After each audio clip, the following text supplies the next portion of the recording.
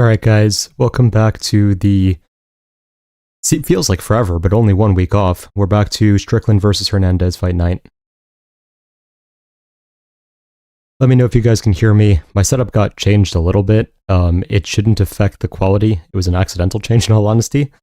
So yeah, hopefully everything is still working.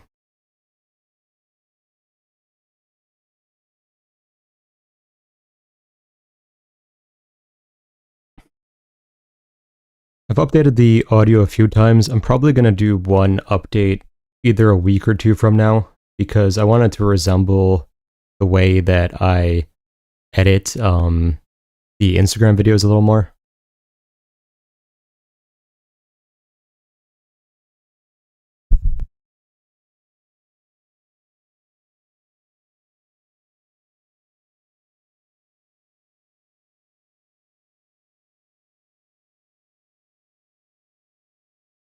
Oh, good. Okay, so something on my end is bugged, which unfortunately seems to be a very common occurrence with YouTube now. Give me a second.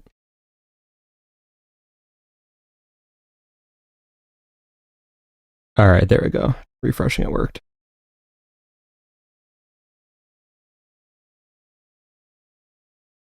Oracle, what do you have to say about Marka Godder's fate? I'll leave that to Random Wanderer. Do you watch one? Sometimes. Sometimes I literally don't even know it's on because their marketing is just not good, to say the least. If I know that it's on and I have a moment, I'll watch though. But yeah, so we'll start with the 10 minutes of questions because there's no recap from last week, and then we'll get into things. Mario or Umar 2 prediction for 5 rounds. It's a very close fight. I could see that going either way. I might pick Mario, to be honest, but not like with any level of confidence.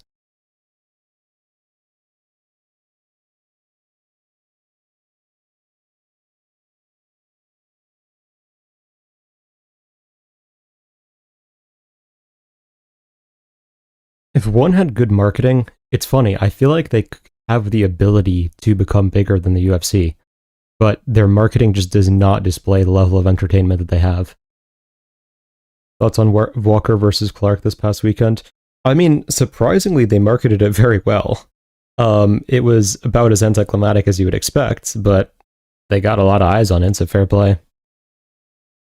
Mario really impressed me with the way he ragdolled Oliveira. Valid. Has there been a fight where you think or know a vintage or younger version of the fighter would have won a fight that the current version lost? I mean, basically, like, all of Tony's last fights.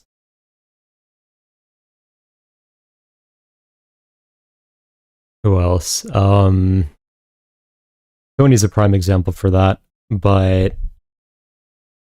I'm sure there's others I'm just not thinking of the top of my head.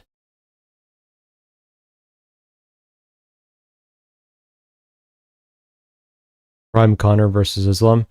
I do think that Islam is a better matchup for Connor than Khabib was. It's still hard to say though. Connor doesn't have like the blitzing style as much that someone like Coria does. It's not like it's a perfect matchup for Connor either by any means.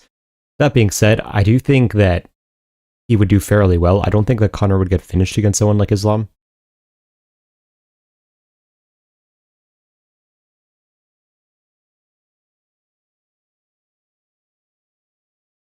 How are ways to teach yourself coding? I've done some Python in the past, but it's been a while, and now I can do a lot of things for you. I mean, if you want to teach yourself how to code, just do projects. It's better than like staring at lessons, because as much as you may try to understand it from there, you never really get it until you do it yourself.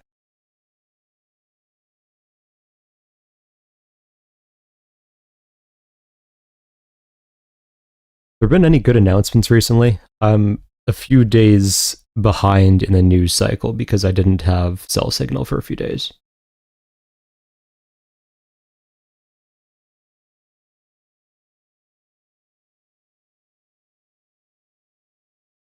Let's look at what was the fastest news cycle here? Because Marcel is good, he doesn't post until it's 100% verified. Maybe Bert?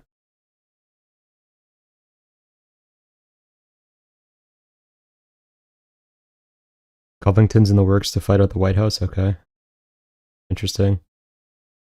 Kisa retiring soon. That makes sense. Buckley is calling out basically the entire division. Okay.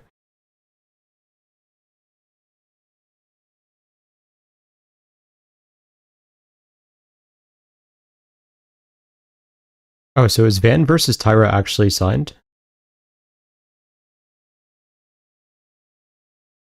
That's interesting.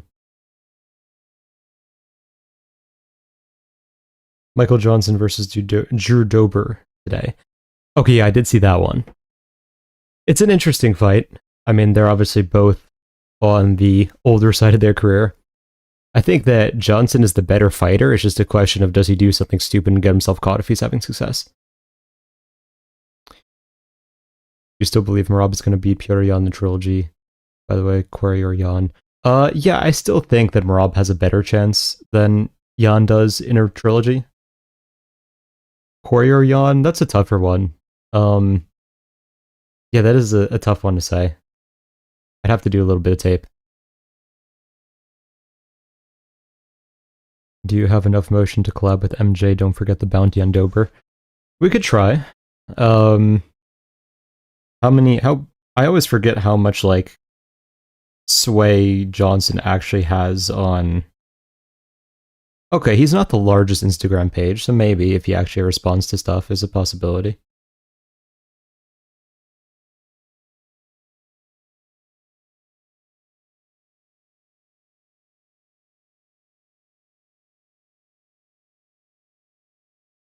be fair, we've been doing a pretty good job of getting fighters to respond to us recently, it seems, so...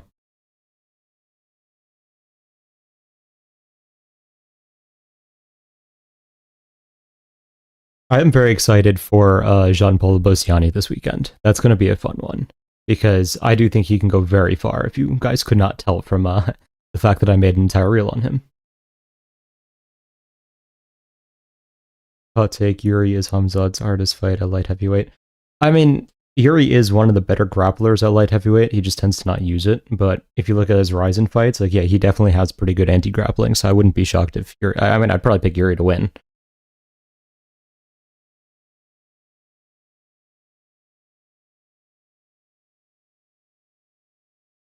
I'm not sure if I'm going to keep doing the Tuesday streams. Some people seem to prefer that. Some people did prefer having it right before the event, so we'll see what happens. What division does Lobosiani fight in? Welterweight for now. Oracle, what is your favorite pizza? Good question. Just maybe margarita, to be honest. Yuri has a good bottom guard and sneaky subs too, valid. Hello, Octagon Oracle Glazer.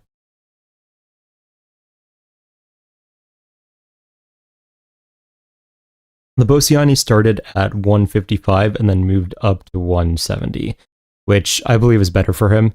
He was having some durability issues at 155. At 170, we haven't seen that, and he definitely seems faster for the division, so it was the right move in my opinion.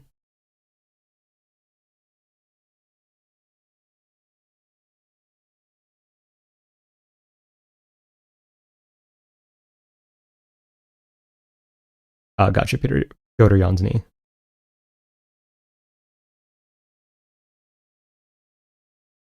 Yeah, Lobosiani will be small at welterweight, but I think it'll be okay for him. He's very strong for a for his size, I should say. Early prediction for Tyra versus Van. There's no one at 125 I'd pick against Tyra. Let's just put it that way. I think Tyra, like, I don't know how someone beats him at this point. Volk versus Poirier at lightweight, who would you pick? I'd pick Volk. Who do you think would win between peak Volk and peak Aldo?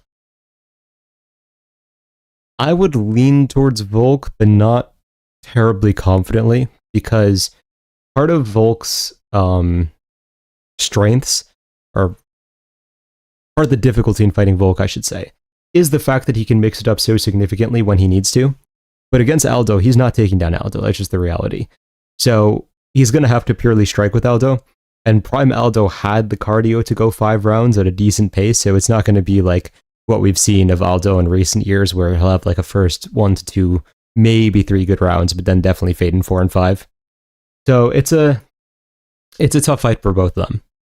I think whoever won would probably win like a 48-47. Tyra's the most complete MMA fighter of all time, hot take. I don't think he's quite there yet, but he's getting there. There he is, missed this last week, bro. Thanks. That's you guys too. But yeah, just wasn't able to do a stream last week, and of course we didn't have a card, so it kind of worked out. How much do you put things like a fighter being a dog or intangibles into a prediction? So when I do predictions and analysis, I don't look at the odds at all. I'll look at the odds before I bet, of course, but just for predictions and analysis, I don't look at them. When are the predictions starting? In about a minute or two.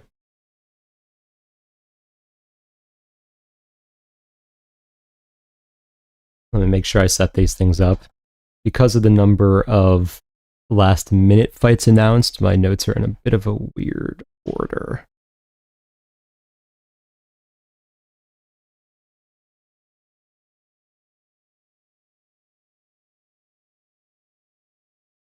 Some of these fights are kind of useless, to be honest. I gotta get out of my chair and get all cozy in bed. Valid. Do you see John Silva winning versus Topuria? I think he's one of the few fighters who is capable of winning. Will he win? That's a tough one. I think also Ilya is getting better. I do feel like against Oliveira, he definitely reined in some issues he had previously, so it's tough to say.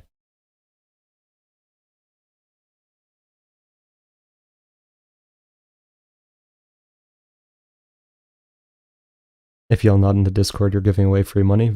Valid. Yes. If you guys are betting, I'll do the proper promo later.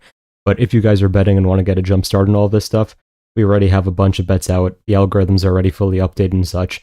So it's only $25 a month. Last year we did over 250 units in profit. Year before that we did 260, I believe. So link is in the description here. And we'll get into predictions in a second.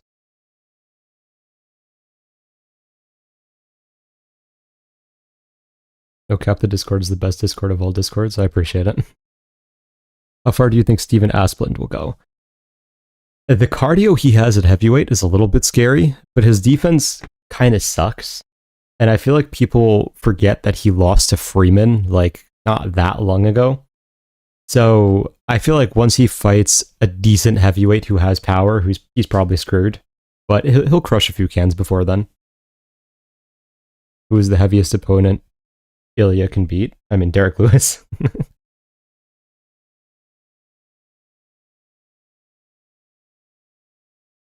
What's your percentage on main events this year? I have not counted, to be honest. The funny thing is my main event percentage is always lower than my regular pick percentage, though. I don't know why that is. Do you think matchmakers are stupid that they have Moreno facing Kavanaugh? It was a weird situation where I don't know who they could have gone with, because it seemed like a lot of the people who would have been viable for Moreno to fight were either hurt or could not take it that quickly. So Kavanaugh was probably the only person who was just ready, and therefore he got the chance. So fair play to him, even though I don't think it's necessarily going to be the best thing for his career. Alright, we will get into the predictions now, though. Starting off with an incredibly pointless fight, Juliana Miller versus Carly Giudice.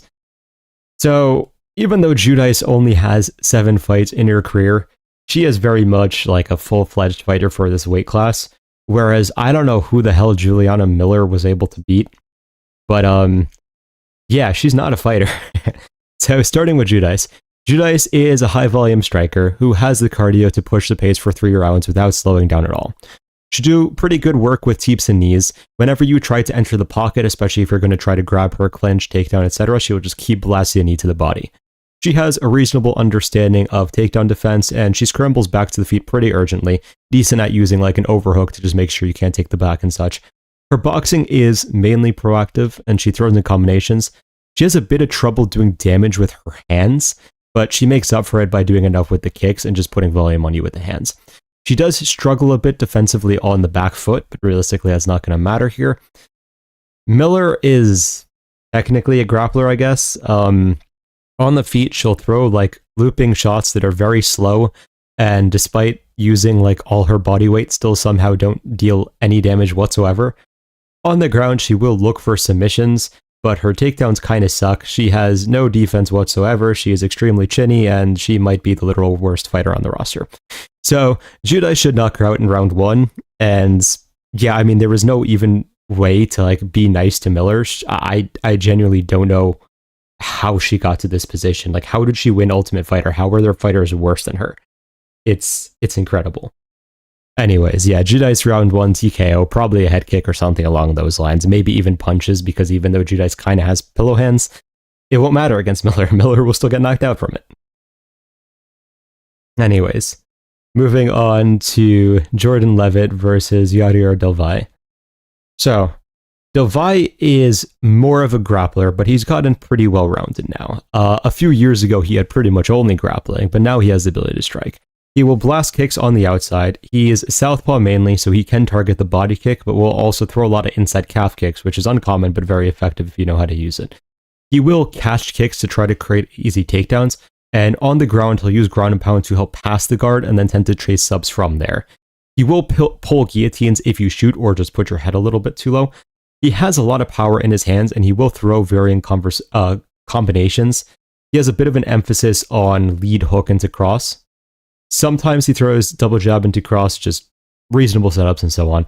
He will get a little bit sloppier striking-wise as the fight goes longer, and then just start spamming looping punches at certain points.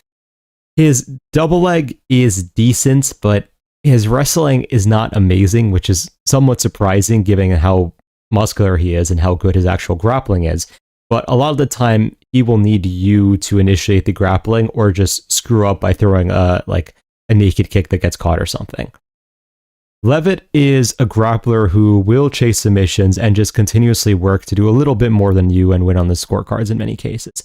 On the feet, he uses mainly rangy weapons. He'll throw calf kicks, teeps, long jabs, just stay out of range, basically. He is relatively elusive and fundamentally sound. The biggest problem for him is he just doesn't have any significant power. So the fact that you can just walk through a lot of his techniques make it a little bit difficult for him to do anything substantial. If you get him lined up where he can't keep moving on the outside, he will kind of just put up a high guard and it isn't spectacular. So that's the best way to deal damage to him. His takedowns have gotten significantly better within, I would say, the last 2 or so fights. So that could potentially be a factor here. So this matchup is interesting because we haven't seen Delvaj fight someone who is going to move around and has actual wrestling at the level of Levitt does, except for obviously, what's his name? The guy who may or may not have thrown the fight, but it's hard to take much from that since we still don't know for sure.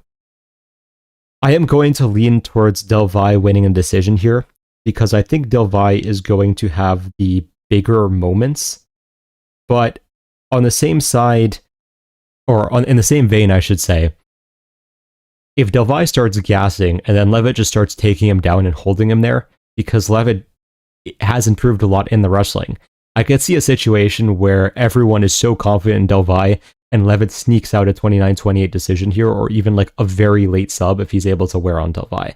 So be a little bit careful here.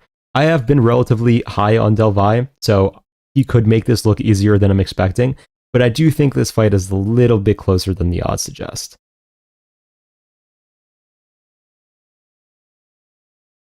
All right. Moving on to Phil Rowe versus Jean-Paul Labosiani. So I see someone saying this is too laggy. Are you guys doing all right, or is something not working here?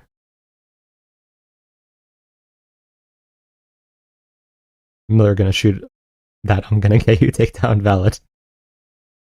Oracle slandering someone is a thing of beauty. Thank you. You guys are good? All right, we'll move on then. So we'll start with Phil Rowe because I'm going to spend a little bit more time on Jean-Paul Labosiani. So one thing to note is that Phil Rowe is a short notice replacement. It was initially Vanderford, and I was about to put him on full blast and have a very fun time with that, but whatever, we will stick with Rowe. So Phil Rowe is a Muay Thai striker. He will start fights very slowly. He kind of needs time to find his rhythm and then start unloading with strikes.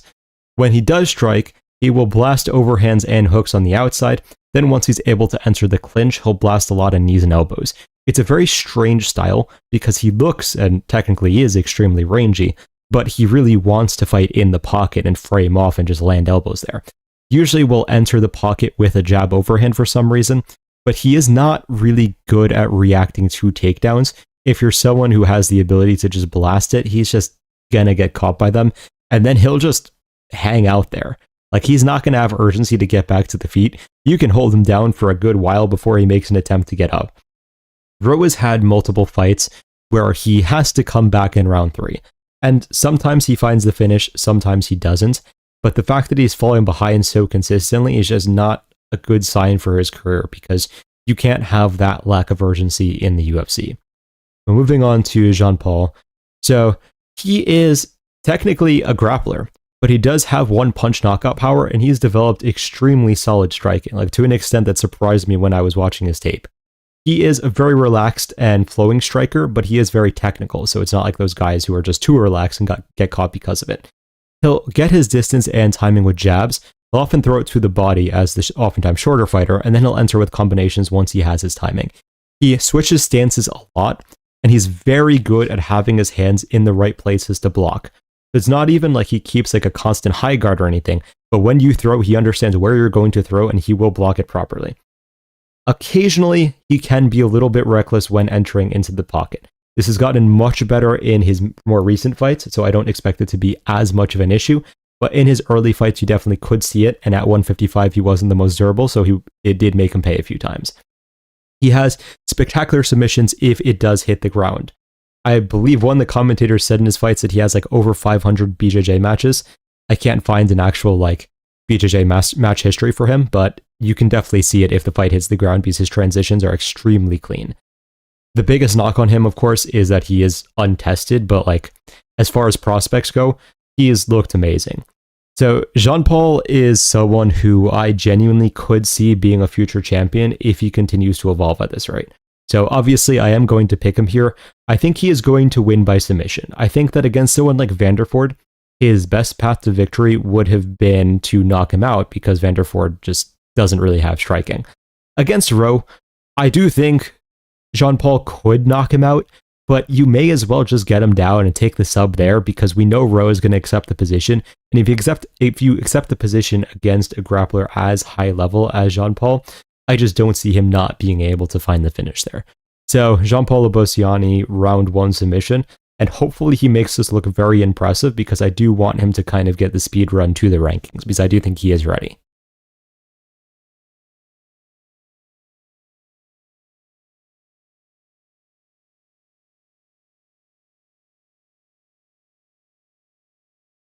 Keeps on lagging. I don't know if it's a YouTube issue because I know YouTube was having issues for a lot of people earlier today. So some people just may not have good connection because it seems like most people are okay. We are glazing JPL, yes, valid. How old is JP? Good question. How old is he? Say here. Does in fact not say here.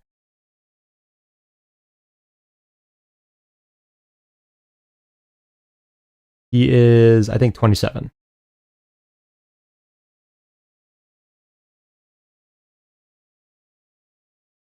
It's his Wi-Fi, not the stream? Yeah, seems like it. Isn't lagging? Okay, good. Jean-Paul is very talented. I hope he does well. Yeah, same. If he wins this fight, I'll say his name correctly. Fair enough. Phil Rowe thinks he's the slickest striker and the best grappler ever, but he's just a very mediocre MMA fighter. Yeah, I get what you mean. Hello, Geoff. Alright, moving on to Ramiz Brahimaj versus Punahele Soriano. So, okay, yeah, I did tape on this for today, so it's in a bit of a different spot. So, starting with Brahimaj. The Brahimaj started out as a pure grappler, but his striking has evolved a lot as well, kind of similar to JP. He has most of his wrestling success with double legs, although he will incorporate trips and throws, but he definitely has a tendency to get reversed if he goes for trips and throws, so not always the best idea if he is fighting a wrestler. On the ground, he's mainly looking to take your back and work to the rear naked choke. If you shoot on him, he will just constantly look for the guillotine. The guillotine is basically his entire wrestling defense. On the feet, he'll set things up with double jabs. His best punch is probably the lead hook, and recently he's adopted more of like a blitzing striking style. He was able to put a head kick at the end of the blitz against Vanderford and catch him there before the finishing sequence. So he's definitely mixing things up. He has evolved a surprising amount in the last 3 fights, I would say. So whatever he changed, it's definitely working. Moving on to Soriano. So Soriano is a persistent wrestler who has a lot of power in his hands. He's a southpaw, and on the feet, he's very focused on lunging and basically landing the left hand repetitively. He tends to keep a high guard defensively, and he's pretty good at adjusting it when you come in to make sure he is blocking properly. He shoots mainly on double legs and will go for lifting you up and slamming you down when possible. On top, he is mainly looking for ground and pound, not really subs. He's had a bit of an issue in his recent fights where he just can't do enough damage with the posturing he has, so he needs to work on that and probably switch to more elbows than punches on the ground, in my opinion. He can struggle a bit in longer fights. He definitely slows down a little. And against more technical strikers, he definitely can have a problem over 15 minutes. This fight has very close odds for a reason. I am actually going to go against the public opinion, though, and say that Soriano wins a decision here. Because even though the, quote-unquote obvious logic here would be, Soriano's just going to shoot repetitively, leaves his neck kind of out, and Brahimaj is just going to go for guillotines, he'll eventually get it. I think that when you know that your opponent is going to repetitively go for a guillotine, there's steps you can take to defend it, and you're not really worried about anything else here. I don't think Brahimaj can outstrike Soriano, even though his striking has evolved significantly. And if he gets taken down, he's not really going to have much off of his back. What's his name? Greenbow did hold him down for a fair amount of time, or just hold him against the fence. So it feels like Soriano can kind of replicate that game plan, where if he's even too worried about the guillotine, he can just push him against the fence and clinch there. Then Brahimaj will probably try to go for a trip attempt, and Soriano can just reverse it and end up on top. I don't think Soriano is going to be able to posture enough to really land damage to finish Brahimaj, because Brahimaj is pretty durable. But yeah, slight lean towards Soriano decision here.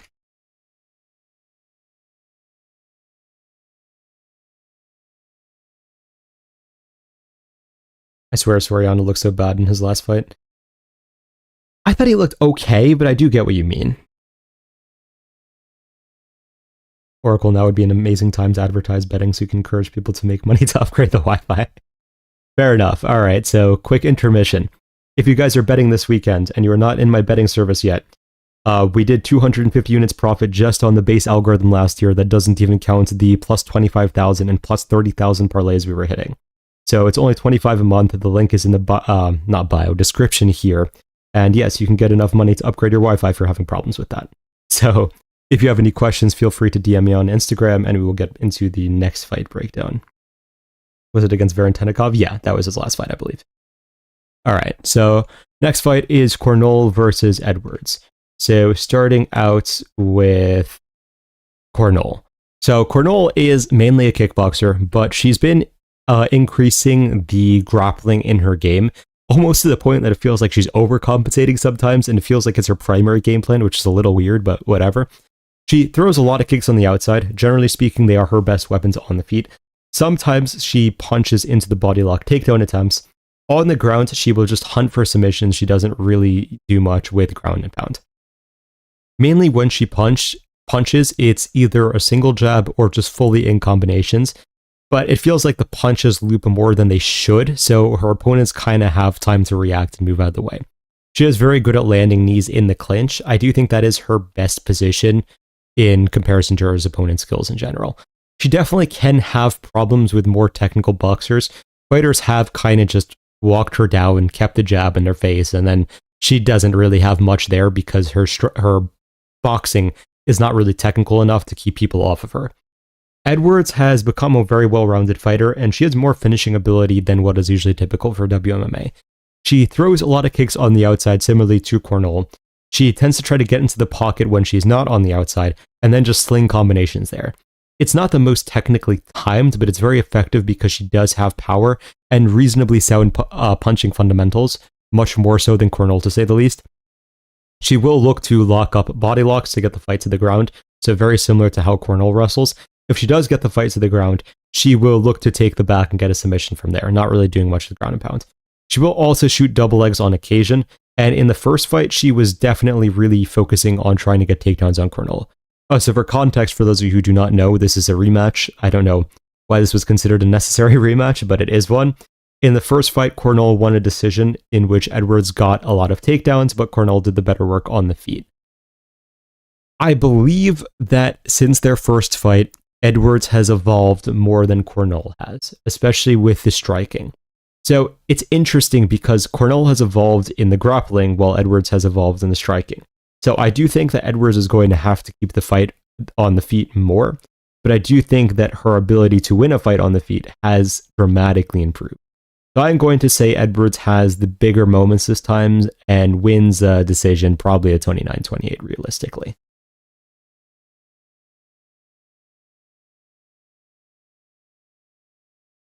Are you afraid that Jean-Paul might lose because you glazed him? Yeah, always. What's up, guys? Hope you are good. Hope you're good as well. Oracle having to advertise the algo while doing everything in his power to prevent the public from knowing what is in the servers, mainly for me. God. Yes, you do definitely say the most controversial stuff in the server so far. People forget, man, JPL is a bigger Jean Silva. To an extent.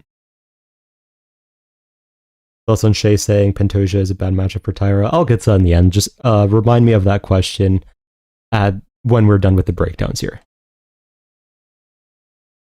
Alright, moving on to Alden Coria versus Louis Gurule. So, starting with Coria. Coria is a relatively well-rounded fighter, and he got the massive upset against Costa for his debut. He strikes a lot on the outside. He will stay fundamental and kind of just keep using his jab, calf kick, and feints. He eventually will commit to the 1-2 when he starts getting the timing off of his jab. His feints do a lot of the heavy lifting. Like, it's weird how much they freeze his opponents because they really just do not understand when the strikes are coming. And it seems like he probably jabs harder than it looks because they really get almost stunned by it in a way. It's not like they're rocked, but they definitely don't want to keep eating the jabs. He will get body locks. Well, he will take the body lock to get takedowns if they present themselves, but otherwise, he will shoot more frequently on single legs. His defense in the pocket isn't spectacular, so he can have problems with explosive movements in general, even on the ground, but he is fairly technical to the points that he can avoid getting clipped most of the time. Gurule is a volume striker. He doesn't really push a crazy pace, but he will constantly put stuff out there. He throws a fair number of teeps on the outside and then moves forwards with combinations. He will take a takedown if it's there, but he isn't great at getting them unless his opponent really overexposes. He's one of those fighters that has a very pretty style, but it's not very effective to the point that it makes me think he can really go far in the UFC. He definitely is open in the pocket for explosive movements, and that's what we saw in his debut against Osbourne when he got knocked out there. And he doesn't really have the ability to explode on his own, so his opponents don't really have to be worried about getting knocked out in general. This honestly feels like it's a setup fight for Coria to just get some experience and hopefully get a highlight so he can just move up into bigger fights. So I do think Coria should take this, and I am leaning that it should be a TKO, but it could be a decision if Gurule just kind of stays safe and just ends up eating the jabs for 15 minutes because Coria isn't really going to rush. So we could end up in a slower fight than people are expecting here.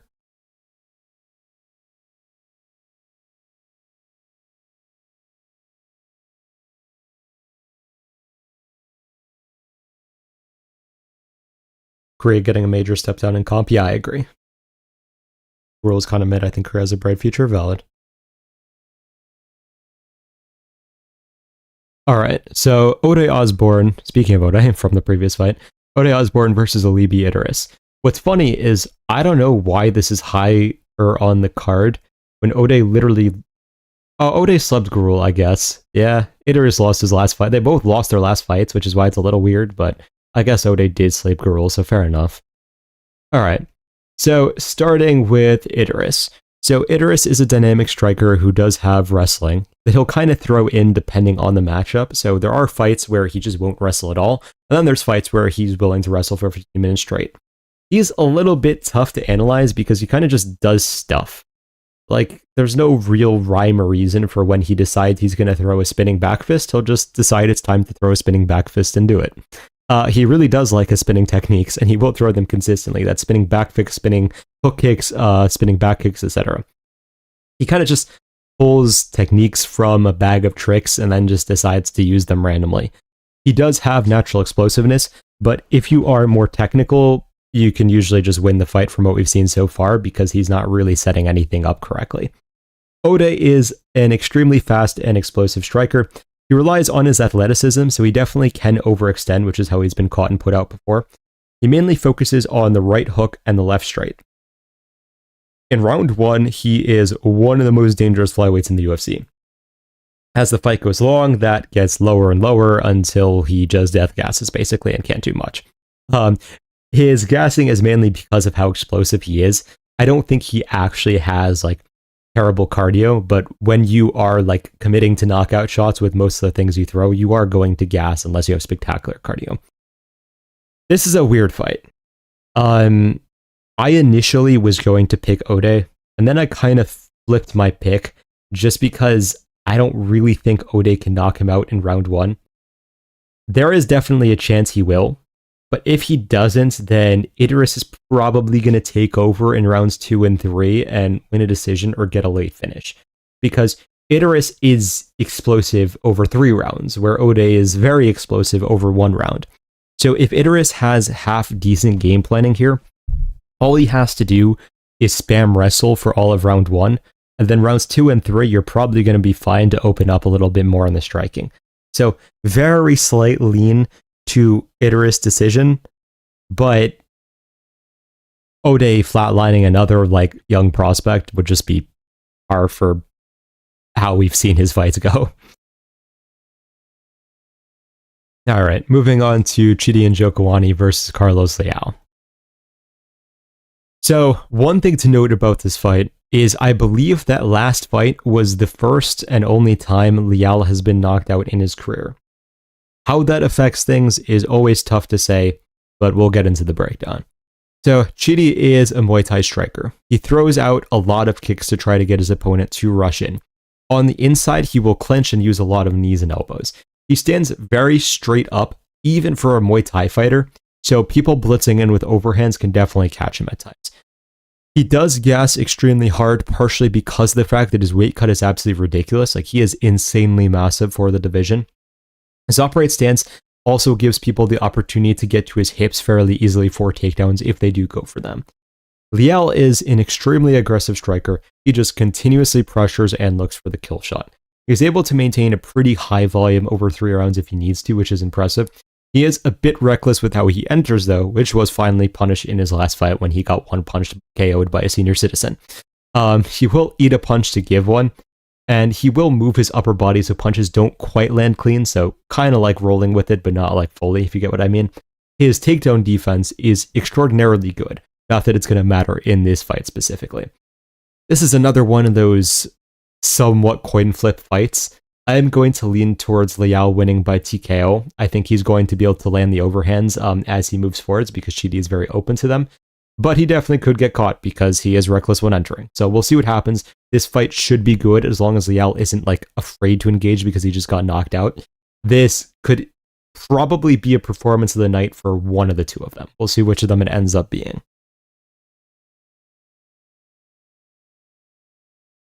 Hello, Oracle. Hello.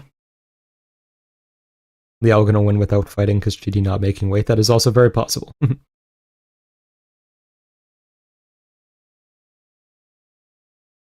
And mixed martial arts won.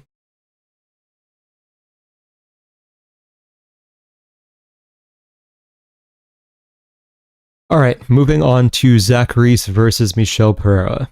So, Zach Reese is one of those glass cannon type of fighters. He can nuke anyone with one punch. He can also get nuked with one punch very easily.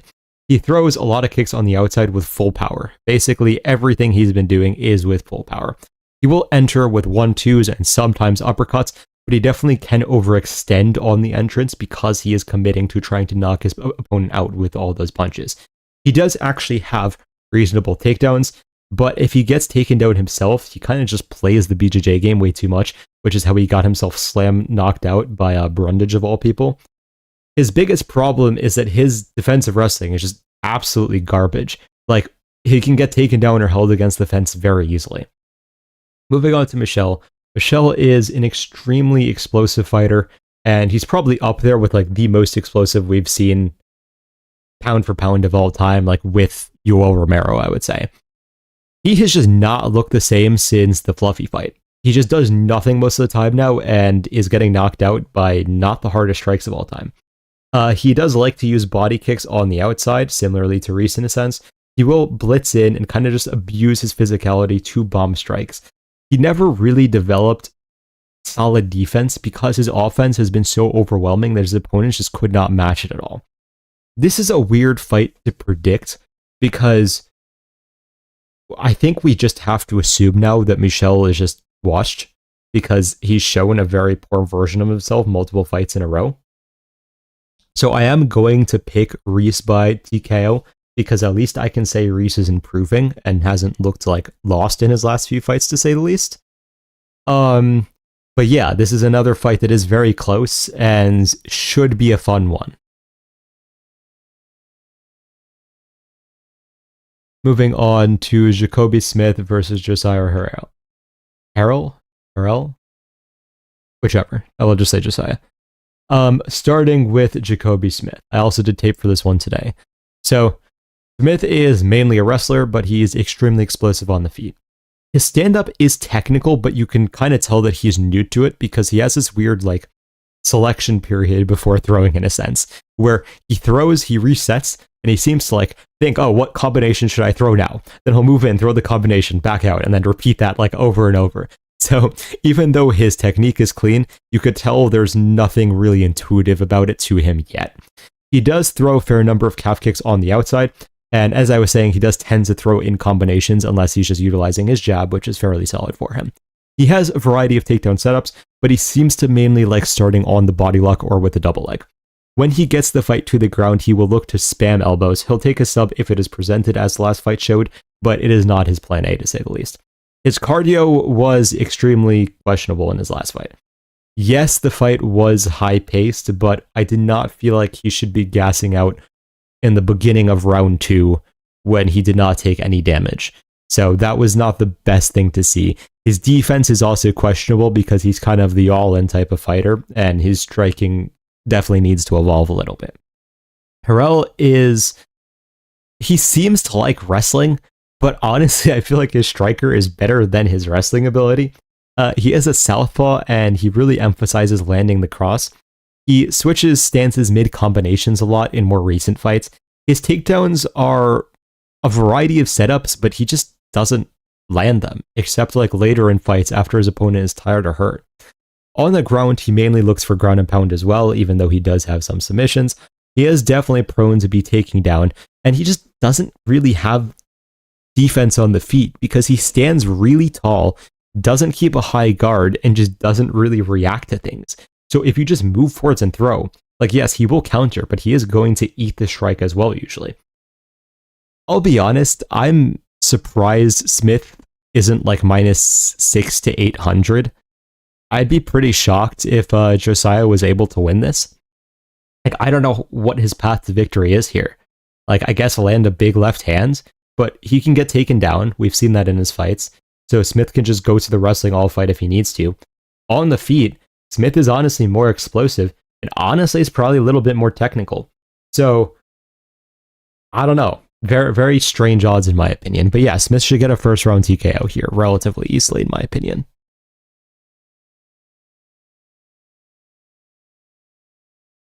Oops.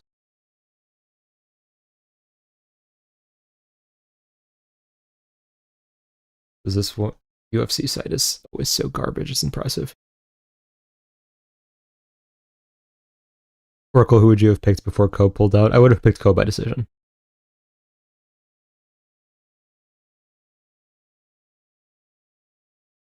Smith versus Price was on short notice, to be fair. I mean, even if it was, like, your cardio still shouldn't be that bad.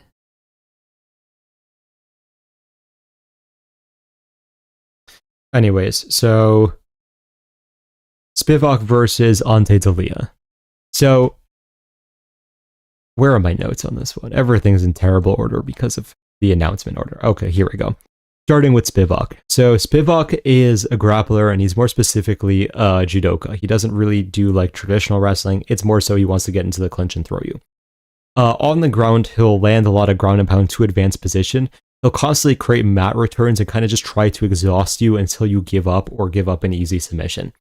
He used to have absolutely no stand-up, but his stand-up has evolved dramatically, and in my opinion, he beat Waldo via striking. I know the judges gave Waldo that decision. I was very surprised. I thought Spivac very clearly should have taken that decision, and that was all via striking. It wasn't really with grappling.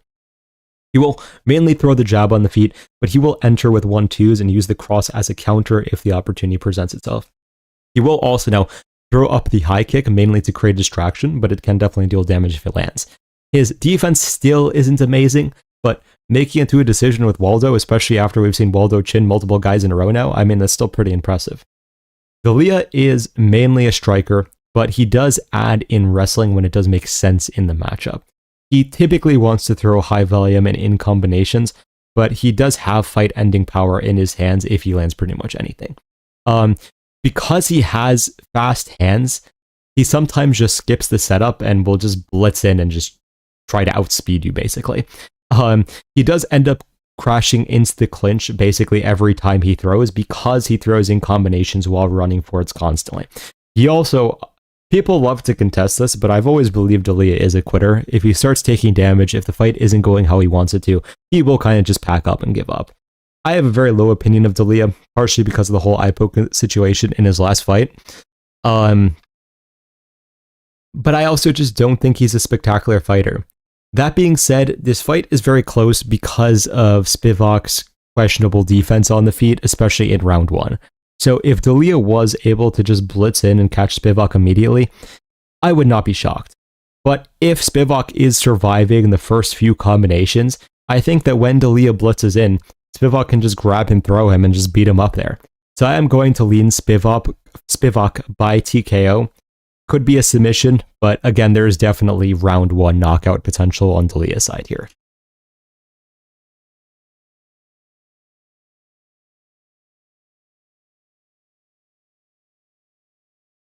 Serghei getting robbed against Waldo's aging phenomenally. Yeah, agreed.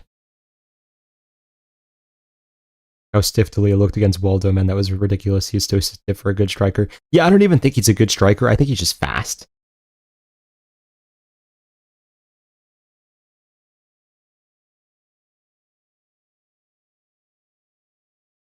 I got way too many different picks from you, I'm worried. To be fair, there's a lot of very close fights on this card, so it's not a card where that's a terrible thing. Alright. Moving on to Dan Ige versus Melquizael Costa.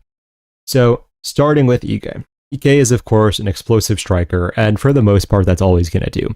He is going to throw a lot of hooks and overhands, and he needs to fight on the inside to use them because he doesn't really have any long weapons for the most part. He does have kicks in his arsenal, technically speaking, but sometimes just decides he's not going to throw any kicks, even though it makes sense to throw kicks, so take that as you will. He will mainly use a high guard and a little bit of distance management mixed up with it for his defense. He can get caught coming in because he does load up so much. So that did happen against Pitbull to an extent, and that's what got him hurt in round 2. His takedown defense is not spectacular, to say the absolute least. He is relatively good at scrambling and not like putting himself in a terrible position on the ground, but if you're really committed to taking him down and you are a half-decent wrestler, you will probably succeed. Costa is very well-rounded, but he is primarily a kicker. He throws a large variety of kicks, and he's very good at changing up the target so you cannot make your reads and punish it. When he does punch, he usually prefers to blitz in with a combination. He is very dynamic. He'll throw like Superman punches and whatever else you could think of, and he can sub off of his back. If you are wrestling, you still have to be careful of that. His defense can be a little bit questionable because if you can get past his kicks, he's so range-oriented that he doesn't really have the ability to trade in the pocket extremely well. I'm picking Costa decision here, but I also would not be shocked if he found a TKO in Ige because Ige's been eating a lot of damage, and it feels like there's enough tape on him to the point you can find patterns of when he is open, and he's so reliant on getting into the pocket that like a good knee up the middle or a good time or well-timed head kick could definitely put him away here. So definitely want to see Costa try to go for the knockout here and like get some hype going into the rankings if he's going to win this. All right, moving on to Geoff Neal versus Uros Medic. Another fight that I did last minute in tape study. So starting with Geoff Neal. Geoff Neal is a distance-oriented boxer, which is not really common because we see a lot of boxers in the UFC really just plant and throw going forwards, but Neal will jump in and out of range constantly and use that to chain together longer combinations at times. He is a southpaw and likes to land the left hands, while occasionally throwing in the left high kick if you are open for it. Sometimes he can be a little low volume if you circle out a lot. His cage cutting is not spectacular, so even though his general distance management is good, better footwork can definitely give him issues, to say the least. His takedown defense is absolutely incredible. Like, this is never going to happen because I don't think Neal is going to be able to work his way to a title shot. In all reality, I think he's a little too old and I think he has a few too many holes in his game. But he would be an absolute nightmare matchup for Islam because Islam would not be able to take him down. And even if Islam did take him down, Neal would be able to scramble back to his feet. So that's a fight that we will never get, but would just be crazy to see because Neal is like the absolute nightmare matchup for the champ. But anyways, moving on to Medic. Medic is a kickboxer with extremely fast hands. He will move a lot on the outside and then try to explode forwards and throw in combinations constantly. If people are wrestling him a lot, he will adapt to try to time the uppercut and intercept you there. When moving backwards though, if you keep throwing at him, his defense is just absolute garbage. It's like he's not even trying to defend anything. He's just blocking with his chin. I've never had a high opinion of Medic. I think that his whole style is predicated on the fact that he is fast, and I don't think that at a higher level that's going to work. There is a little bit of concern for Geoff Neal having being knocked out in his last fight, of course, but he's just the much more technical boxer in a matchup that is basically going to be pure boxing. So I would be surprised if he did not knock out Medic in round 1, and honestly, it might be like within 1 to 2 exchanges with how bad Medic's defense is.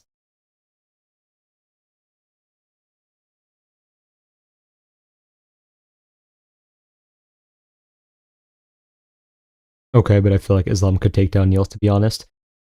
It's possible, but how is he going to do it? If he can get Neal down, fair enough. I just don't see any way in which that he's going to do so. How did Shavkat sub him? He did a lot of damage on the feet and then got a standing rear naked choke. He didn't even get a takedown. How do you balance using your prediction model and the eye test to decide who you believe will win? Well, I do my picks independently, and if it clashes, oftentimes I just don't bet it.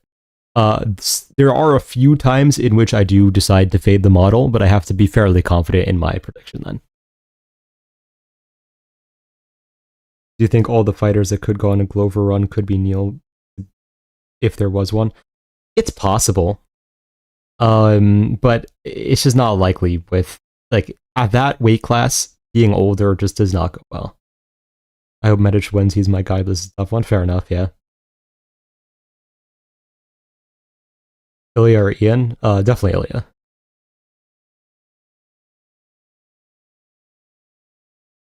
Alright, moving on to the main event, and then I'll answer more of the hypothetical questions. So, Sean Strickland versus Anthony Hernandez. So, trying to find where I put everything again. Here we go. Okay, starting with Sean Strickland. So, Strickland is a pressure-oriented fighter, even though at times he doesn't look like it. So because he's so low volume, people assume that he's not applying a lot of pressure, but because he uses the jab so precisely and just constantly moves forwards, fighters tend to be forced to move backwards against him. Obviously, he has the extremely strong jab and uses that constantly, maybe a little bit too much at times. His best attribute is his defense. He's great at blocking with his shoulders and using the modified Philly guard to basically rarely get hit clean. There's a lot of times where people assume he's getting hit, like in the first Dracus fight, but he's actually just catching it just slightly on his shoulders enough to the point that he isn't getting hit properly on the chin. He actually has a legitimate ground game, and people forget that he started off as a grappler and does have very legitimate wrestling. He has very good fundamentals in terms of getting up off of the ground. He will get wrist control properly, like just use underhooks and overhooks correctly and so on. He doesn't like striking on the back foot. That is the best way to stifle him. So even though Dracus wasn't really hitting him clean a lot in the first fight, we did see that when Dracus just started moving forwards constantly, Sean's volume dropped a lot. And that was part of why he lost the fight, even though I thought he should have edged that decision in the first one. Moving on to Fluffy. So Fluffy is just a pure pace fighter, and it's very obvious. He's just moving forwards constantly, shooting takedowns and trying to break you. He's not trying to be the better fighter. He's just trying to make you collapse, basically. On the feet, he has a decent jab and calf kick, but otherwise it's a lot of sloppy blitzes with a lot of like lead hook spam and such. His takedowns are quantity, not quality, to say the least. He will go back to takedowns, chase a guillotine for no reason, or just land ground and pound and such, but he's perfectly fine giving up position. He's not going to have spectacular control or anything. He does not like moving backwards as well. He doesn't really strike well off of his back foot, and his takedowns off the back foot are very sloppy to the point that they're usually very easily stuffed. He, for some reason, also has an issue with left side weapons. I am going to do a deeper dive on that again at some points, but he's gotten rocked by jabs and left hooks multiple times now, and it does play into the fact that he's just generally not very durable. But yeah, for some reason, just a lot of issues with left side weapons. So, in my opinion, this is a much tougher fight to predict than a lot of people are making it seem, because I don't think Fluffy can hold Strickland down. Now, is that necessary to win a decision? No.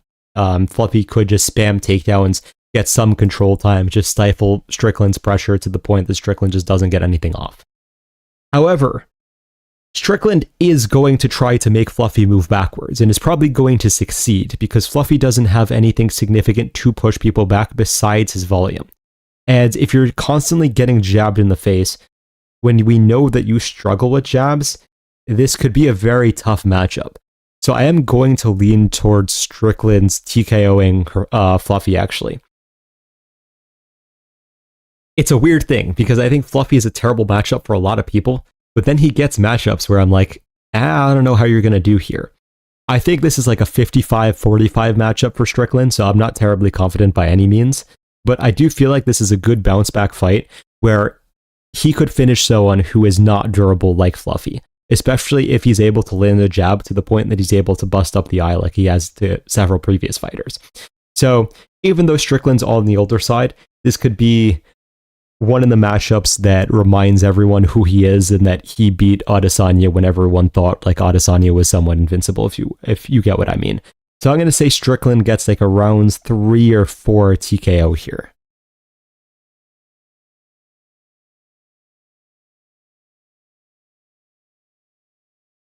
Sean has super overrated cardio. I think him being forced to constantly get up will have him tired by round 3, I think. I mean, he was constantly forced to get up against Dracus, and he was pushing the pace pretty heavily in round 5. So I would say I don't think he has like cardio to bomb strikes for 5 rounds, but I don't think he's going to get tired here unless something crazy happens. Strickland having good get-ups isn't going to be a good thing for him here. Fluffy loves letting people get up and get them back down and drown them. Well, the thing is that most of the fighters Fluffy has fought do not have 5-round cardio, and that is a well-known thing. Delija has terrible cardio. Roman Kopylov has terrible cardio. So that works against fighters like that, sure. But if Strickland's going to get up and then jab you 10 times in the face before you get him down again, and then you're going into round 3, 4 without an eye, like that's going to be a much bigger issue. What was your logic for picking Delija last time against Fluffy? It's mainly that Fluffy can't deal with the left side weapons. And we saw that again, except Delija is so slow that he just doesn't have the ability to land anything big against a half a decent fighter. But I think Strickland's a much tougher matchup in that sense. To be fair, I think you're being generous. I legitimately don't know the path to victory for Fluffy here. I think that he definitely has a path to victory, because taking someone down constantly stifles their offense. So if he can do that for 5 rounds and Strickland can't get anything off, it's definitely a path to victory for Fluffy. However, if he's not able to do it constantly and Strickland's landing strikes in the meantime, yeah, I mean, that's going to be tough.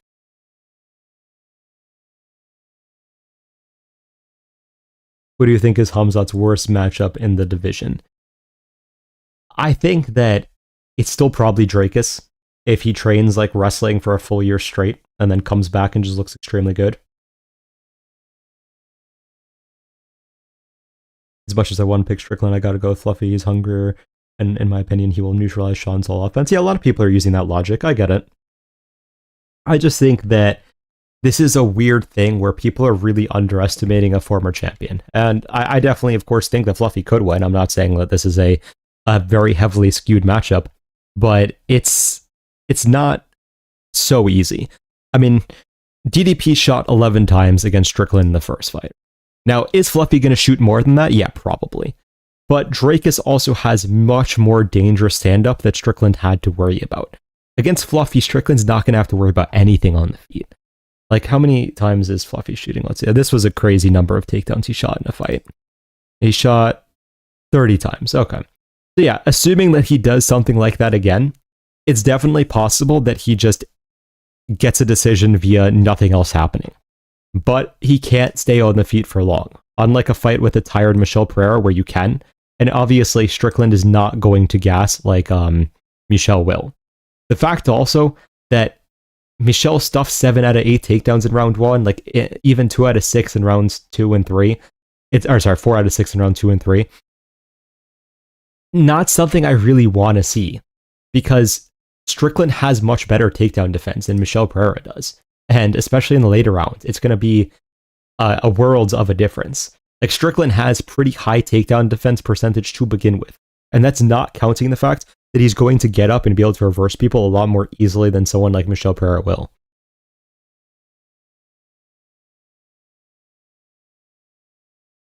I just thought about this, but Fluffy seems to be the weakest 185 fighter in terms of strength, but managed to win through technique and crazy cardio. He's also strangely chinny to the body. I mean, he's chinny everywhere. If he gets hit at all, he gets hurt. But yeah, I mean, strength-wise, I don't think he's even a 185er, to be honest. I think if he actually properly cut, he can make 170.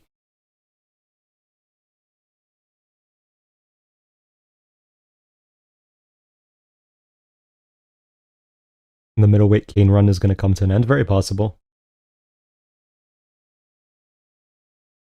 Do you think Strickland can finish him? I think, yeah, if Fluffy just eats a ton of jabs, it could definitely happen a bit later in the fight.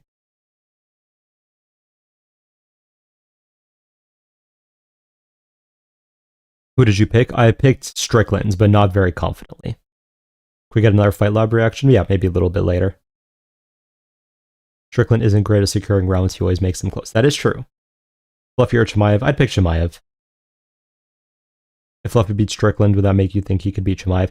I mean, if he ragdolls and subs Strickland, okay, we might be talking about something different. But if he edges out a decision, not necessarily.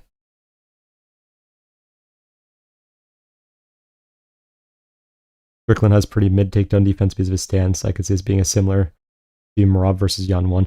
I mean, I don't think Strickland has mid takedown defense. He did get taken down a few times by DDP, but again, a lot of that was being worried about the overhands. Because if you have a very good and dangerous overhands, it makes it easier to take someone down. Against pretty much everyone else, his takedown defense has been spectacular. How do both of these do against Chimaev? I think Fluffy gets finished by Chimaev, and I think that Strickland loses the decision to Chimaev. Calf kicks will hurt Sean. I mean, Sean's fought much better calf kickers and been fine. I don't think it's going to be a problem. EPO, RDR, or Khamzat? Still Khamzat. Strickland by decision. I don't think Fluffy's mind will let him get KO'd. It's possible, but I mean, he got KO'd by Kevin Holland, so... Fluffy seems to value the idea of just spamming takedowns until he gets someone down. Yeah, he does. And will that work against someone with better cardio? We'll find out. I struggle to imagine Fluffy ragdolling Strickland, considering that he could potentially be at 170 and the other at light heavyweight. Yeah, I agree there. What should Ian do to beat Islam? I mean, he's just going to have to circle on the outside and make it impossible for Islam to time a takedown. How many RDRs would it take to beat Khamzat? Maybe 3. Kevin Holland also hits a lot harder than Sean. I actually would not be sure about that, to be honest. When will Khamzat fight? Hopefully before 2030. Fluffy doesn't have enough power to make Strickland respect him on the feet. That said, Fluffy might still outpace him. Yeah, that's pretty much it. Delvi or Levitt? I'm leaning Delvi. Ian versus Islam prediction confidence. I mean, I'd still pick Islam most likely. I haven't done tape, but I think Ian could make it interesting. Thoughts on the UFC trying to... I'm not sure what that means, but by matching him... Neal by matching him against Torres, it should be illegal. Yeah, Torres is going to destroy him. Lopez or Saint-Denis? Saint-Denis. Which new school fighter do you think has the most potential for a long longevity like Sandhagen or Dustin Poirier? Probably Jean-Paul Labosiani.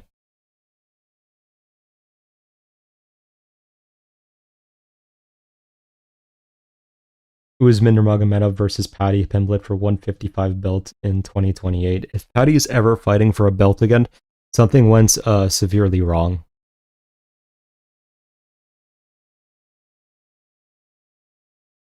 I think Islam by 48-47 decision that would be close and people call robbery. It's very possible.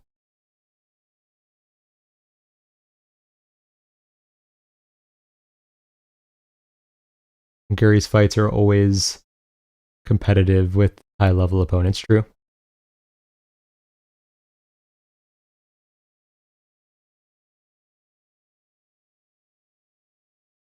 Good night, Oracle. Love you. Thank you. Have a good night. How do you think JPL has specifically upped his striking defense? That was the only thing holding me back on calling him a lock. He's very good at having his hands in the correct place now, and of course just going up a division was a good thing for him. So he's faster in comparison to his opponents now. He is definitely more durable than he was then, and he's much better at guarding than he used to be. How do you see Pereira versus Gon? Pereira should kill him in a round. Can you go over your picks? I missed some? Sure. Alright, so starting from the beginning again. Judice TKO. Delvi decision. Labosiani submission. Soriano decision. Edwards decision. Coria TKO. Idris decision. Leal TKO. Reese TKO. Jacobe Smith TKO. Spivac TKO. Costa decision. Neal TKO. And Strickland TKO.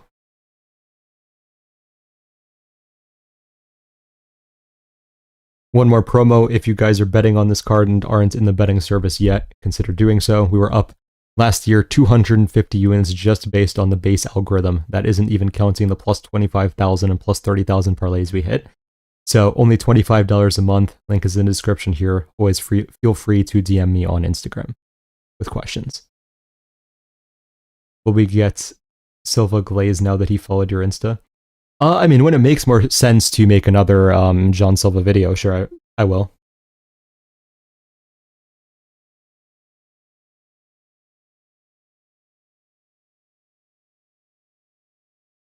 Why has no one managed to successfully use dirty boxing against Gary? Is it the length that can make that much of a pain to deal with? It's also his footwork, right? He's very good at circling on the outside. Does Kyoji have a style to beat Taira? He has pretty good get-ups and is unfairly fast, even for flyweight. In my opinion, no. Because the blitzing style always made him a little bit prone to explosive grapplers. So I think someone like Taira will just get him down once and maul him. So I saw Ramadan started, so when it's over in a month, I think we'll see these guys, Islam and Chimaev and Imavov in camp, or have fights announced. Fair. Neither Shaw nor Fluffy seem like the game plan. Do you think that's holding them back? Yeah, I do. Kyoji bandwagon fans are kind of annoying me, acting like he'll dominate Van when Sergio Pettis sent him to another dimension. I mean, Kyoji is good, but yeah, I don't think he's like... what would be the word? I don't think he's a future champion, let's say that. Do you think Harrell will beat Smith? No, I do not. I don't think he has a chance. Horiguchi versus Van. I'd lean Van.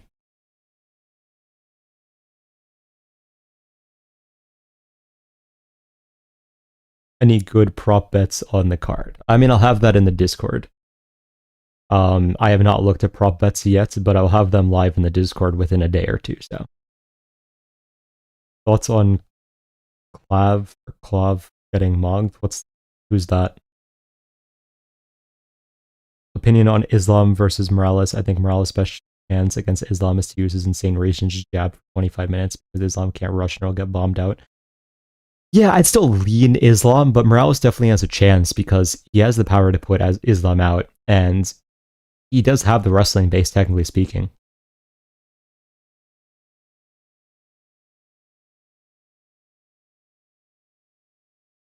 No doubt Kyoji is good, but he's getting overrated very easily. Fair. Yeah. Van or Tyra? I'd pick Tyra against anyone in the division. I don't know if you or anyone here is an Ian Gary fan, but I really dislike him. He's such a chump and acts like a good, likable guy. I mean, I'm not a particular fan of him, so don't worry. I don't feel either way strongly about him. I think he's a fairly good fighter. I think that he should be getting more finishes than he does, but that is what it is. Tyra seems like he's going to really shake up the division if he fights Van. Yeah, I agree. How far can Vallejos go? I think he'll win another fight or two, but then he'll struggle after that. Sean is underrated now, valid. Prates versus Morales. I would actually lean Prates there, because I don't think that Morales has the striking defense to beat someone like Prates. Who do you think has the best chance against Islam at 170 or under, other than Ilya?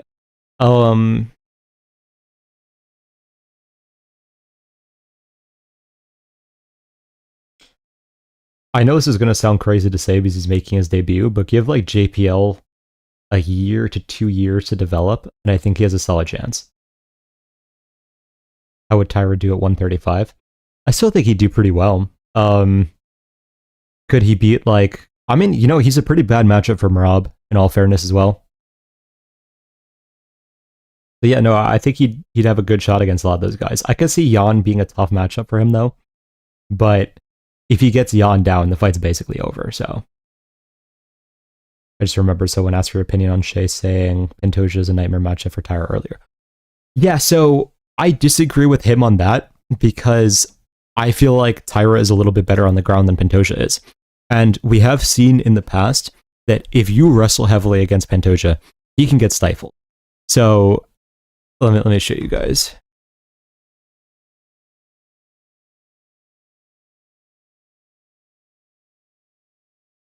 Let me zoom in. So Pantoja got taken down 2 times by Rhino. Okay, fine. Taken down 1 time by Urseg. Okay, fine. But if we go back, like, taken down 2 times by Manel Kopp, like, okay. Lost the decision to Askarov because he got taken down and controlled there. Okay. Then we go back earlier, taken down by Figgy. Taken down 7 times by Dustin Ortiz. And I know this is many years ago and such, but he definitely has a pattern of not being very defensively responsible when people use wrestling against him. And if it's not someone he can just reverse. So if he's fighting again an Urseg, who's not quite that level, okay, he can reverse him in round 5 and keep him there. If he's fighting a Tyra, he is not going to be able to pull off that reversal. So he's going to get stuck there and probably beaten up there, in all honesty, because Tyra has much more ability to end a fight than someone like Urseg or Askarov does. So I personally heavily disagree with it. Thoughts on Talbot versus Van? Or Jan, sorry, not Van. I'd pick Jan.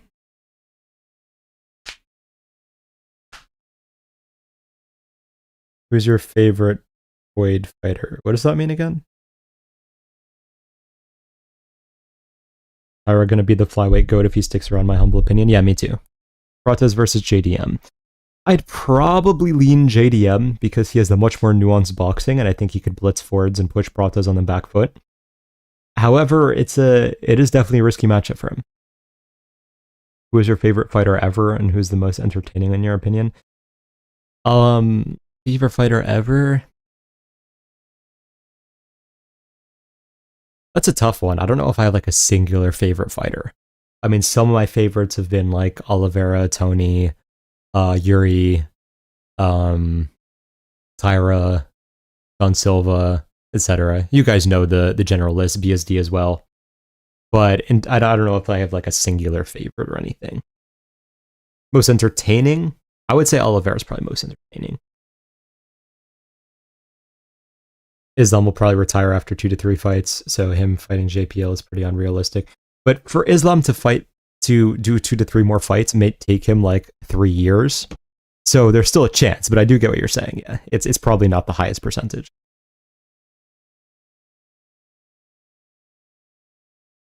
Prime Davison versus Tyra is one of my favorite fights to think about high level MMA. Valid, that would be a fun one.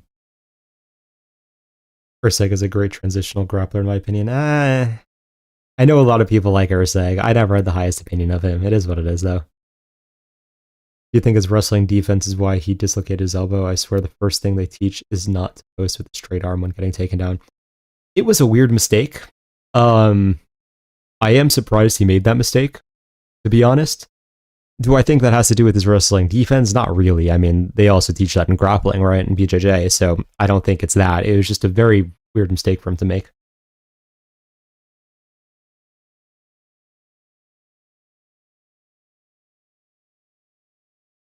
Tyra or Merab? You said that Merab's pace would be a problem. I think at this point in his evolution, Tyra could take it and finish Merab. Void means female. Okay. Probably Wei then. Fatima Klein's not too far behind that. The Oracle, how often do you take into hypothetical improvements of fighters between fights when predicting fights, or do you just base it purely on tape available? No, I do definitely take into account hypothetical improvements, right? So with Idris versus Ode, it's very 50-50 in the fight.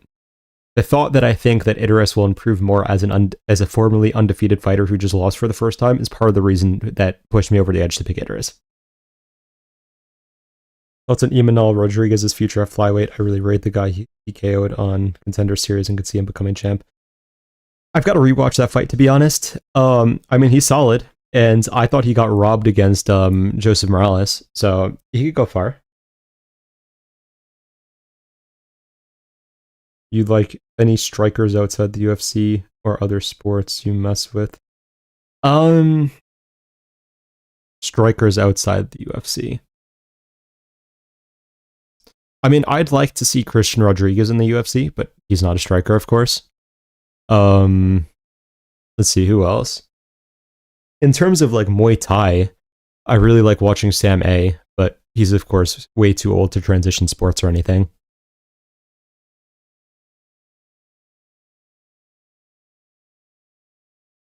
I think Islam being a southpaw can potentially give Morales problems. An open stance, jab, lead hands would have to work around Islam's and his left leg be closer to. Yeah, it's possible for sure. How much of a chance would you give DDP in a rematch? Maybe like a 40% chance.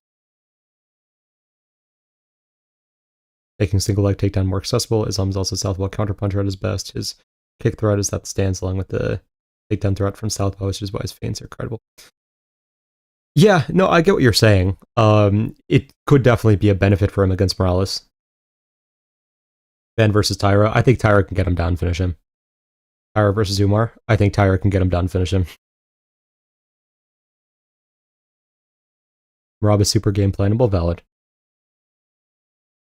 Moreno has a boxing style. His whole weight is on his front leg. Why does he not get leg kicked right there? And Loner do it and finish in 3 rounds. Because he has good reaction time to defend it. I mean, if you have good enough reaction time, then it's fine to have that stance.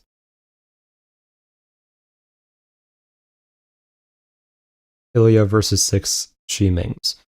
We'd have to definitely bring it in the double digits to have that conversation. Ever since his Royval fight has gotten really yoked. When he most likely fights Van, he's going to have a huge strength advantage. I agree there.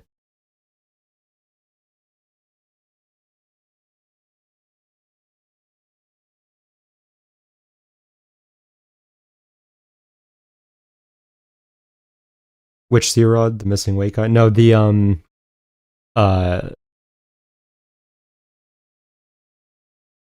sorry, not Christian Rodriguez, jeez.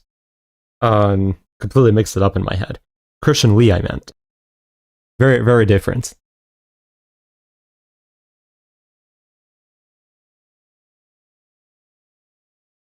ONE FC, Christian Lee.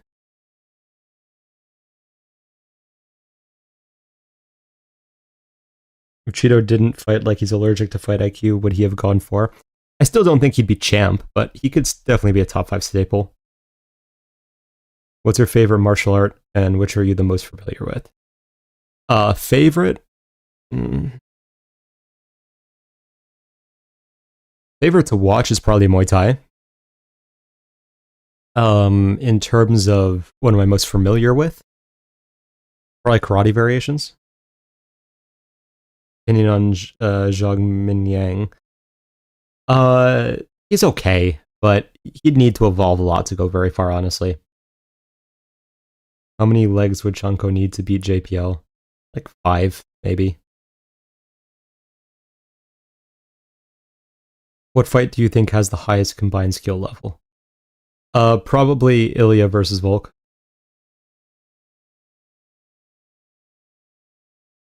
Do you think there is more of an art to be found in ground and pound MMA?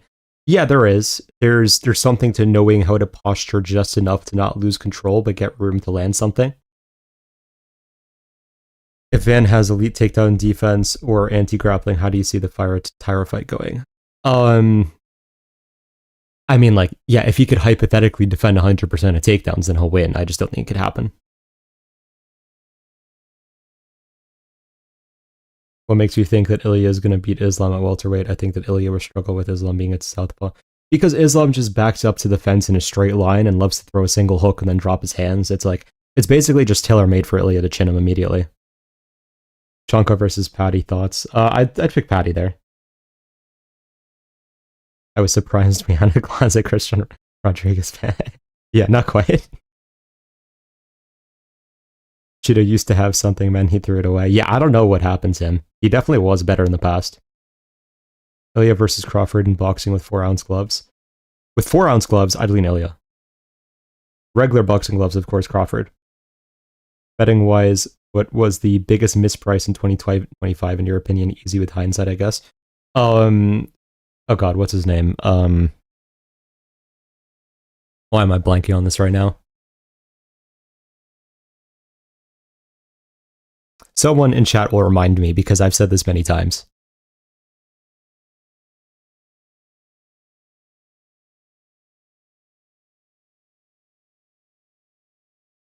I love to blank on everyone's name I need when I, Hernandez, there we go, thank you. Yes, Hernandez versus, whoever the guy is he beat, Cowie Fernandez. Who did he beat again? Harry Hardwick, yeah. Fernandez should have been around minus 2,000. I was very shocked he wasn't, and he was quite literally my most bet fighter of all time still in that fight. I'm usually very disciplined with how I bet, but that was one time I knew I did not need to be disciplined at all.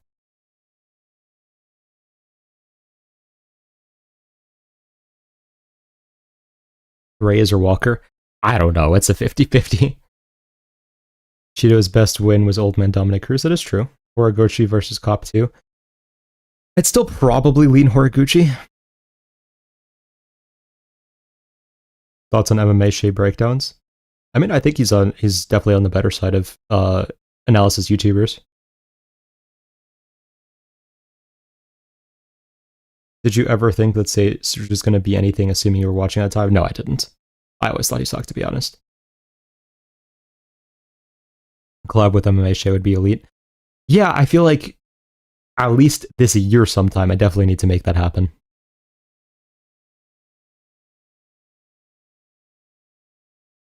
BSD versus Rufy.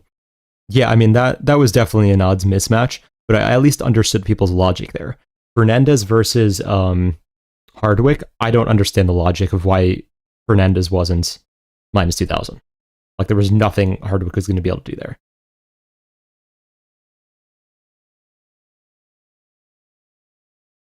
The Hardwick brothers are so bad, I don't know how they got hype. Yeah. At least, like, I guess he has heart, at least, but I don't know why the odds were remotely close. About Harry, do you think he's any good? Also, any thoughts on Luke Riley? I mean, I don't think he's amazing, to say the least. Luke Riley, at least his boxing has looked clean, right? Harry's very different conversation with him. But Luke Riley, his boxing has looked extremely clean. Max versus Charles, who wins? I was definitely leaning Max, and now I don't know. I'm much closer on it because if Charles gets a takedown, I could see Max really trying to grapple and getting caught in something.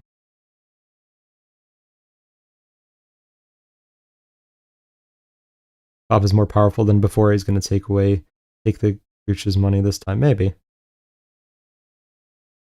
Any fighter you thought would be anything? Any fighters you thought would be anything that exceeded expectation? I would say Im and Zahabi exceeded expectations for sure. Umar versus Zahabi thoughts. That's funny coincidence right after that. I think Zahabi could take it. I think his takedown defense is good enough.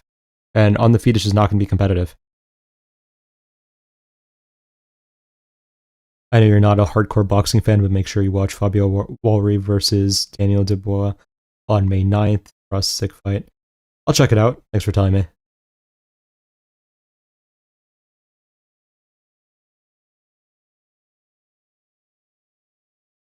Aswell gonna whoop Riley. Yeah, he needs to have the right game plan, but he could definitely do it. If Cop gets any more Kaino, he's gonna get matched up against Valentina next. Valid. How do you think Pereira versus Little Ankalaev 3 goes if Little Ank has even 3 brain cells? He's just looking to shoot on Alex as soon as Alex blitzes. I mean, Ankalaev can't really wrestle well. So it's just that the second fight went exactly how I expected the first fight. Of course, Alex had to wait until a second fight to do it, so it looked like my video aged terribly. Then the second fight, I was like, yeah, that's what I was expecting all along. It's like Ankalaev is not very good. Predictions on Hardwick versus Rahiki. I have to relook at Rahiki tape, but I'll probably be picking him. What about Gaudier is a huge fraud linear offense and has decent offensive boxing? That's pretty much it. Yeah, I get what you're saying.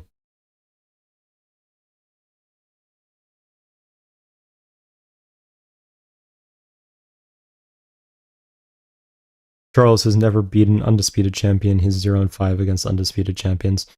I mean, 0-5 stats, like again, those are not statistically significant. I have to look at the matchup as is.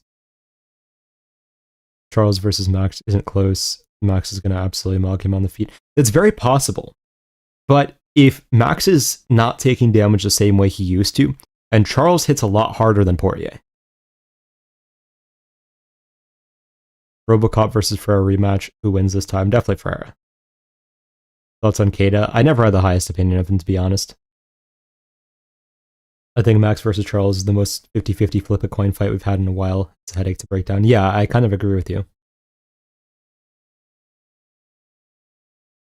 We love Umar.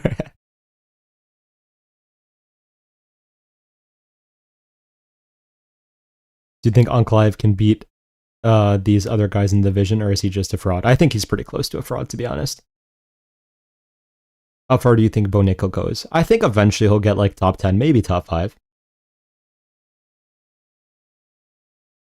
I don't want the Max and Charles fight to happen, but I do at the same time. Yeah, I get what you mean. Azamat versus Costa. I mean, I have to pick Azamat. Or you could go Izzy versus Piper. Thoughts? I think Piper's going to catch him and retire Izzy, probably. What's up, Oracle? It's Ilya. I missed the stream. Could you please go over the predictions? Yeah, sure, I got you.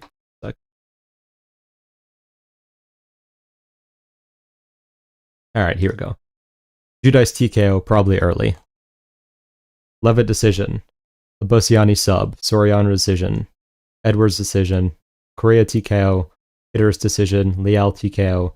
Reese TKO. Smith TKO. Spivac TKO. Costa decision. Neal TKO. Strickland TKO.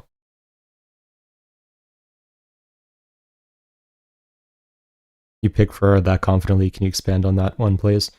I mean, he knocked him out the first time for a reason, right? This is a rematch, and I haven't seen any real improvements from Rodriguez, and I've seen a lot of improvements from Ferreira. So I just don't see how Rodriguez is going to win this. Any worry about the awful Texas judging this weekend? I forgot about it going into Australia, and my goat, he's got screwed in my bets on him. You never know how the judging is going to go, right? We just have to see how it starts, and if it starts bad, it's probably going to get worse. That's all I can say. Charles does hit harder, but God, does he bring chaos? Chaos that gets him clipped. True. I would never pick a Canadian fighter after their country pulled in the curling Olympics. Absolutely despicable. I don't know what curling is. Fair. I can't say I followed curling Olympics, so I have no idea what happens. Can you name someone who is elite in one aspect, but everything else about them is mid? Adolfo Vieira, I guess.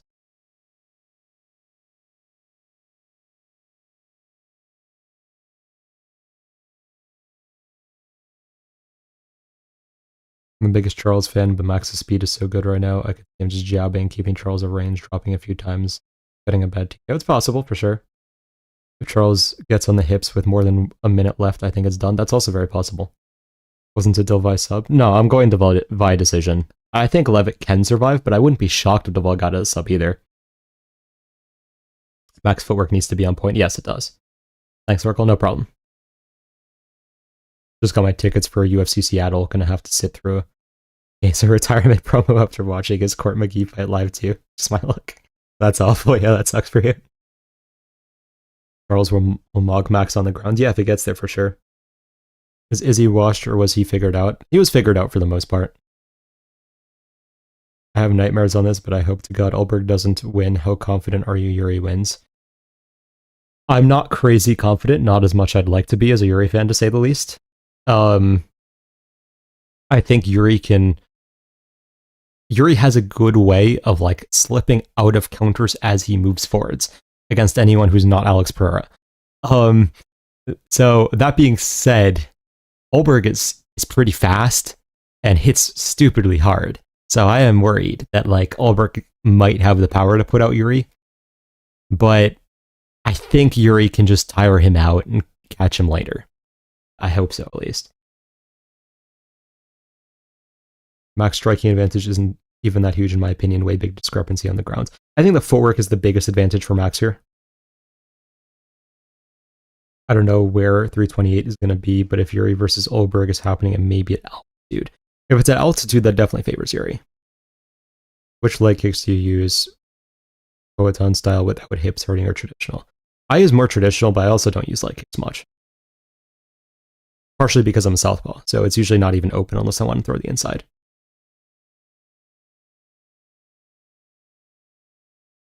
Lil Ankh drew with Jan, 29-28 with Rakic, who got mogged by Yuri and Azamat. 48-47, Heike robbery against a sick injured Alex, then gets heart-worded on international TV within 80 seconds. Yeah, I mean, Ankalaev is not very good. Yeah. How do you think Ankalaev does against Yuri or Ulberg? He goes to sleep. Yuri is cooked. He lost 2 rounds to Khalil. I expected Yuri to smoke Khalil in under 1.5. That is the performance that is scaring me because I did not like how Yuri looked in rounds 1 and 2. Like, I don't know what he was doing. Like, he kind of just woke up in round 3, but rounds 1 and 2 were not pretty, yeah. Yuri Ulberg and Van Tyra would bang for 327, and are we really getting an RDR co-main event for 326 each? Yeah, that's rough. I've noticed the leg kicks without hip turning have become far more popular. They have. I think that we're at a point where leg kicks are getting a little too emphasized. They're not a necessary staple for the game, in my opinion. Is Dominic Reyes comeback done? It seemed to be a demoralizing KO.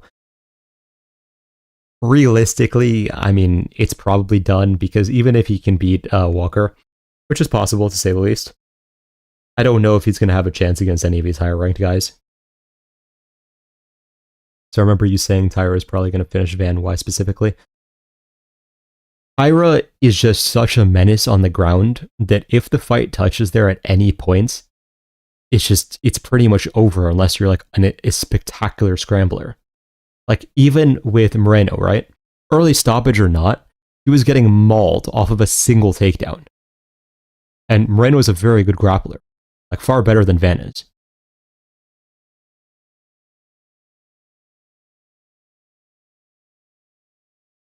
Hey, Oracle, do you know what is a mile?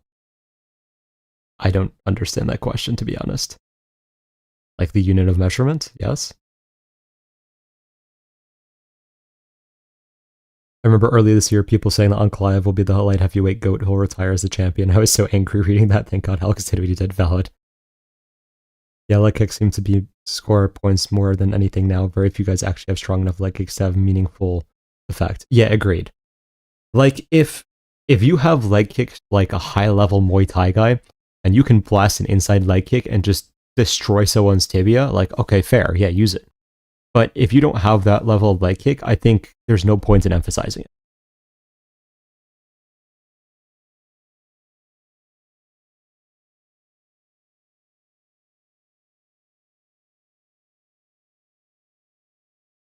Do you feel sad sometimes that you're a southpaw? You probably wish you were normal. No, I like being a southpaw. I mean, if anything, I feel like being a southpaw gives you an advantage because people are not used to fighting southpaws, to say the least. I kind of forgot about Moreno. Can't wait for Tyra and Yuri to become champion one night. That would be great, yeah. How do you think Cobb versus Tyra will go? I mean, same thing. I think that Cobb is going to get, what would be the word? He's going to kind of freeze on the feet because of the takedown threat. And Tyra is very happy to strike with you, especially if he knows that you're getting frozen from the takedown threat. And then once Cobb starts getting hit a bit on the feet, he'll have to focus on that, and then Tyra can go to the takedown and finish the fight there.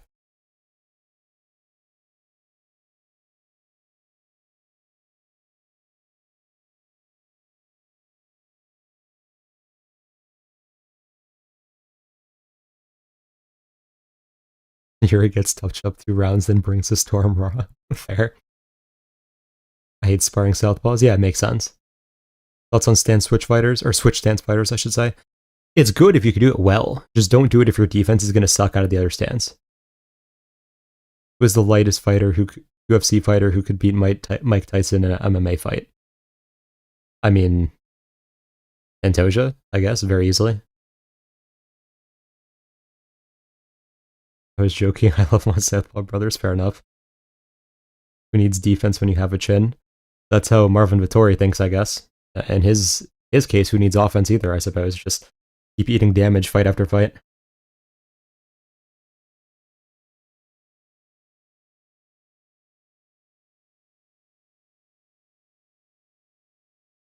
All right, I think we're going to wrap it up here. It was a good stream to come back to. This fight night is going to be fun. I think there's going to be a lot of finishes. Once again, if you guys have not joined the betting service, do consider doing so. Link is in the description here. Feel free to DM me on Instagram, either of the accounts, if you have questions. Thank you all for coming. It was nice talking to you guys and streaming again. Have a good night, everyone. Enjoy the event. And if you are betting, best of luck there. So have a good night. See you guys next time.